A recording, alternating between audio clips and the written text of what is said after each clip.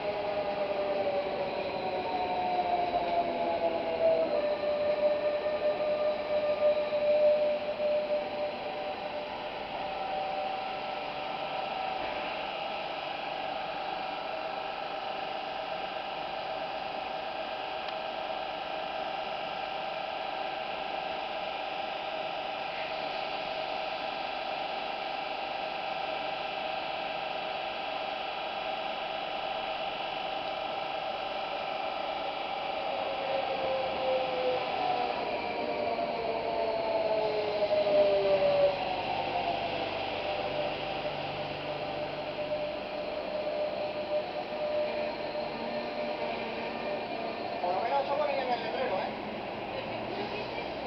Eso pone en el letrero. Eso pone...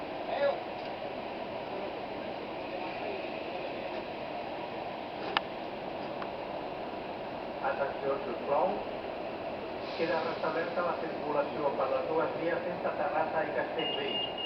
Igualment, hi ha restriccions a la circulació amb algunes afectacions que poden superar els 20 minuts. Atención, por favor. Queda restablecida la circulación por las dos vías entre Terrassa y Castellvell. Aún así, hay restricciones en la circulación con algunas afectaciones que pueden superar los 20 minutos.